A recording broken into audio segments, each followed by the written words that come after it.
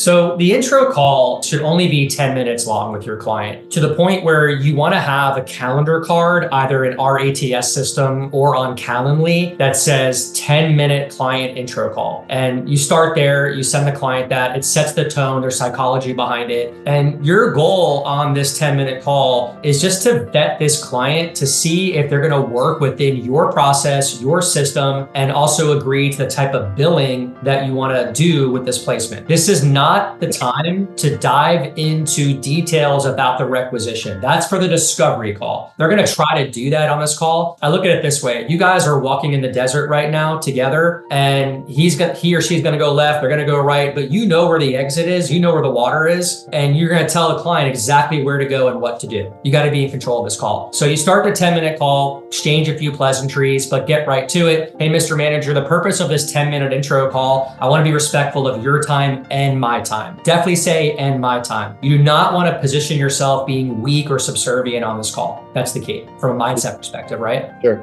Mr. Manager, I'm going to dive into just our process. Normally, I want to hear all about you and your company, so don't get me wrong, no disrespect here. We have 10 minutes. I just want to make sure that the stars are going to align for us to move forward in business. The way we operate may not be for everybody, and I appreciate that. We're not like every other recruiter out there, okay? We do not work for free, and this has worked for us. We've had a great track record. So we work under a performance-based search model, and I'll explain to you what that is and why I feel it's beneficial, okay? Most recruiters work for free. They work under contingency, where you give them a rec and they go ahead and try to find candidates. 9 out of 10 times they're searching on Indeed, Career Builder, Monster.com, if that's still even around. You're just a number on their whiteboard. You're not their priority, because guess what? If they take your rec today for free, and then at 3 o'clock today, they take a rec from a company that's going to pay them a direct hire fee up front, now they're the priority. Understand? That's how it works. We do performance-based search. And what that means is we're going to take a payment from you upfront on day one, a third of the total fee before the search even starts or commences, right? I know it sounds unorthodox, but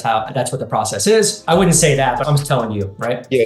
Here's the best part, Mr. Manager. You don't owe us another penny until we produce a short list to you of 3 candidates. At that point in time, if you decide that 1, 2, or all 3 candidates are viable candidates, and you'd like for us to schedule the interview with you and your team, then and only then will the next installment be due, the next third of the total cost. Time out. So they might be like, what is the total cost? Okay.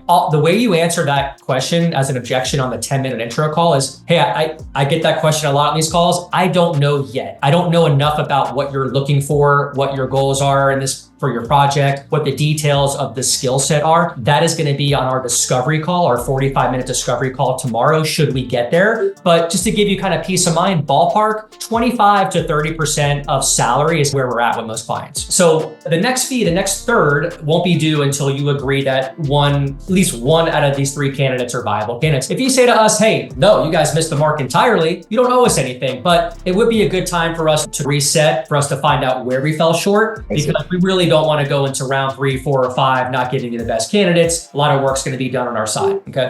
And then the final third is going to be due when the candidate actually starts working. Now, what we do in addition to this is we give you a 1-year guarantee. Most recruiters do 6 months. We do 1 year. We back up our product. We find great candidates, and this is a replacement guarantee. So for any reason our candidate should quit or get fired before 1 year, we honor that 1-year replacement guarantee at no cost. Got it. So either way, we keep the money. Now, if they decide after paying us 1/3 that they don't want to go for whatever, they don't like the candidates, or they're like, hey, this is not working out, do we pay them back the 1/3, or that's just ours to keep?